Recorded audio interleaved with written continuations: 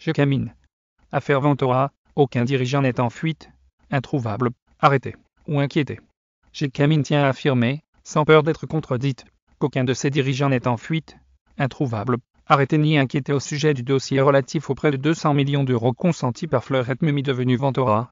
Dans une mise au point parvenue à Zumeco, elle s'est prononcée également sur le décaissement et la destination de cet argent, ainsi que de toute la procédure judiciaire ayant abouti au jugement du tribunal de commerce de Lubumbashi. Les documents comptables et bancaires, ainsi que la preuve de l'existence du contrat de prêt, viennent de faire taire les monteurs de coups. Aucun dirigeant de Gécamines n'est en fuite, introuvable, arrêté ou inquiété. Si, après, la vérité que confortent les preuves écrites, et qui explique le silence des esprits malveillants depuis quelques heures. Gécamines s'apprête à les poursuivre et à exercer des actions contre les professionnels de la désinformation. Y préoctroyé à Gécamines, pendant qu'elle n'était pas sous sanction américaine. Fleurette Mumi, devenue Ventura depuis lors, avait octroyé à Gécamines, en octobre 2017, un prêt de 200 millions d'euros. Il était prévu que Gécamines pourra retirer les sommes dont elle aurait besoin sans dépasser le maximum de 200 millions. Pour la conclusion de ce contrat, Gécamines a été conseillé par l'un des plus grands cabinets juridiques au monde, lequel est principalement basé aux États-Unis, et ne travaille qu'avec un respect scrupuleux des normes d'éthique.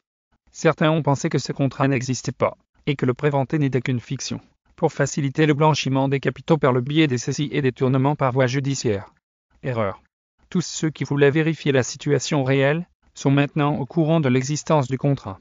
Du reste, plus aucun officiel n'évoque l'idée d'un contrat fictif, ou de sommes détournées, ou encore en voie de détournement sauf ceux qui doivent continuer à le faire pour justifier les engagements pris devant leur commanditaire. 2. Décaissement et destination de la somme prêtée en exécution du dit prêt. La somme de 128 millions d'euros avait été sollicitée, et finalement perçue par Gécamines le 2 octobre 2017. Cette créance est arrivée à échéance en avril 2018. Certains ont prétendu que cette somme n'aurait jamais été versée à Gécamines, et qu'elle ne serait jamais apparue dans les états financiers de Gécamines pour l'exercice 2017 à 2018. Or, des traces de versement existent. SWIFT, extrait bancaire, documents comptables. Alors, soit les prétendus experts en manipulation ne savent pas lire des états financiers, soit ils sont habités par une intention absolument manifeste de nuire en appelant à la vindicte populaire contre les 3 dirigeants de Gécamines mis à la haine de leurs déclarations. Il s'avère malheureusement pour eux et leurs commanditaires que les états financiers de l'exercice comptable 2017, certifiés par les commissaires aux comptes en date du 23 avril 2018 et approuvés par l'État actionnaire unique en date du 16 juin 2018 en Assemblée générale, contiennent expressément l'inscription du montant de ce prêt converti en dollars américains, avec la comptabilisation des intérêts. Ces états ont également été audités par une firme de renommée internationale. Étant donné qu'ils ont étrangement accès à toutes les informations officielles, ils auraient dû savoir que plus aucun officiel ne doute de cette réalité, tout le monde ayant vu les documents précités. Mais comme ils ne sont habités que par une intention viscérale de nuire, on comprend leur persistance dans la campagne de dénigrement, pour atteindre l'objectif qui leur a été assigné. Quelques sceptiques se sont interrogés sur l'usage de cette somme, la croyant détournée. Erreur. Les extraits de comptes et autres documents comptables renseignent clairement que la quasi-totalité a été versée au Trésor public au titre de paiement d'avance sur fiscalité. En témoigne la lettre du ministre des Finances portant titrisation de cette somme. Le solde a été conservé au compte de la société pour le fonds de roulement de l'entreprise en vue de la production et du fonctionnement. Aujourd'hui, plus aucun officiel ne s'intéresse à cette question. 3. Mise en demeure de Ventura à Gécamines. Ayant reçu une mise en demeure de Ventura en date du 4 septembre 2019, Gécamines a sollicité l'avis de ses conseils, y compris un cabinet américain. Ces derniers ont fermement conseillé Gécamines de n'effectuer aucun paiement en raison des sanctions économiques frappant le créancier depuis décembre 2017, et pouvant s'étendre à Gécamines en cas de paiement. Ainsi par sa lettre N de Gré 901 de G19 en date du 28 septembre 2019, Gécamines a signifié à Ventura que malgré la certitude, la liquidité et l'exigibilité de sa dette, elle se trouvait devant un obstacle majeur, irraisonnablement infranchissable pour payer, et ce, en raison du Global Magnitsky Act des États-Unis d'Amérique sur base duquel a été décrété l'exécutif ordre 13818 contre ces derniers. IV. Procédure d'injonction de payer et ordonnance du tribunal de commerce de Lubumbashi le 15 octobre 2019.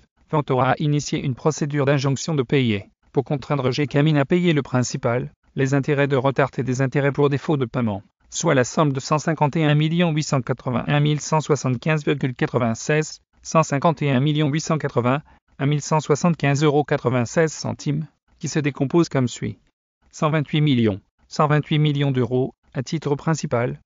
103 016,19, 3 316,19 €, au titre des intérêts au taux Libor 30 jours plus 5% par an, 28 178 159,77, 20 878 159,77 €, au titre des intérêts pour défaut de paiement, par l'ordonnance N-308 MCM 10/2019 portant décision d'injonction de payer rendue le 15 octobre 2019. Le président du tribunal de commerce de Lubumbashi a fait droit à la requête de Ventura et enjoint Gécamine de payer les sommes susmentionnées en y ajoutant $1 500 américains pour les frais de greffe.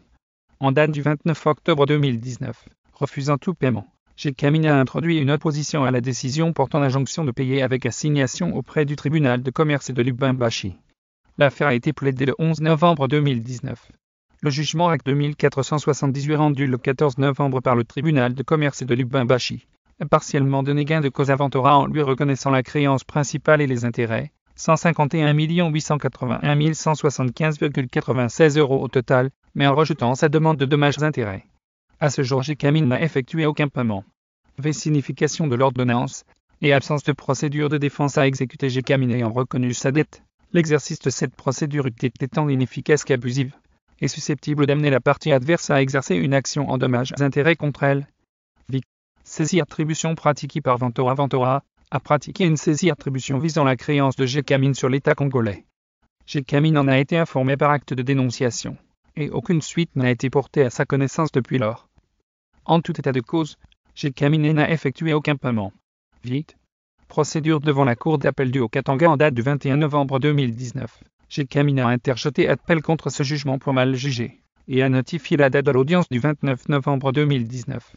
Devant la Cour d'appel du Haut-Katanga, Gécamine a axé l'essentiel de sa plaidoirie sur ce qui lui est apparu comme une erreur de la partie adverse en matière de communication des pièces. Elle a demandé que rien de ce que cette dernière dira ou présentera comme pièce ne soit entendu ou accepté, et que toute pièce soit écartée des débats. Difficile de croire que Gécamine joue à qui perd gagne. L'arrêt de la Cour d'appel est attendu. Voyage manqué des deux dirigeants de Gécamine, le directeur général et le secrétaire général se trouvaient dans le salon RVA VIP des vols nationaux de l'aéroport de Ndjili, lorsqu'un officiel de la DGM les a informés qu'une instruction leur interdisait de voyager ce jour-là, et qu'ils étaient attendus par le directeur général de la DGM à ses bureaux. Ils s'y sont rendus, et n'ont jamais été reçus par l'autorité qui les avait invités, et ce, après avoir attendu plus de 3 heures. Il est acquis des sources concordantes qu'au moment où la DGM agit, elle n'était en possession que d'une instruction politique verbale et qu'aucune réquisition judiciaire n'existait. Ce fait scandaleux n'intéresse pas les prétendus défenseurs des droits de l'homme et de la bonne gouvernance. Il est donc absolument faux d'affirmer, comme le font les experts de la manipulation de l'opinion, qu'ils auraient tenté de s'envoler pour l'étranger, sauf à considérer que Lubumbashi, qui était leur destination, qui est le chef-lieu de la province du Haut-Katanga, le lieu de leur travail et de leur résidence, ne fait plus désormais partie du territoire national. Depuis, ils travaillent au bureau de Gécamine à Kinshasa, sur le boulevard du 30 juin, et ne sont donc pas introuvables. Avant ce rocambolesque épisode de l'aéroport, aucun de ces responsables n'avait été invité au casier judiciaire ni à un quelconque parquet. Un jour plus tard, ils reçoivent une invitation du parquet général près la cour d'appel de Kinshasa-Gromba. Ainsi, comme entendu, l'avocat de Gécamine a accompagné le directeur financier de cette entreprise au parquet général. Aucune fuite, aucune arrestation des dirigeants de Gécamine. Les dirigeants de Gécamine travaillent au bureau de Gécamine sur le boulevard du 30 juin depuis le jour où deux d'entre eux devaient rentrer à Lubumbashi. Jusqu'à cet instant, aucun n'est en fuite, aucun n'est inquiété. Au contraire, conscient de l'existence de preuves contraires à tout ce qui a faussement alimenté la rumeur et les réseaux sociaux, ils travaillent en toute sérénité. Ils attendent évidemment les mesures qui pourraient viser tous ceux qui sont à la base de cette fausse affaire, et qui ont dû interférer dans le fonctionnement des institutions de l'État sans en avoir ni la qualité, ni la compétence. De même, ils ne manqueront pas, le cas échéant, d'exercer des poursuites contre ces derniers, et ceux qui diffusent des informations que d'abondantes pièces comptables et bancaires démentent formellement. Arrestation d'un cadre de Ventura à Gécamine a appris comme tout le monde qu'un cadre de Ventura a été mis aux arrêts. Gécamine ne connaît pas les détails de ce dossier. Seuls qui ont un accès privilégié à tous les dossiers judiciaires pourtant couverts par le caractère secret de l'instruction préjuridictionnelle peuvent en dire plus et alimenter les réseaux sociaux. 11. Dernier point de suspension. Gécamine constate que de toute cette affaire, certains milieux ne s'intéressent désormais plus qu'aux questions de technicité juridique, qui n'ont rien à voir avec le droit pénal.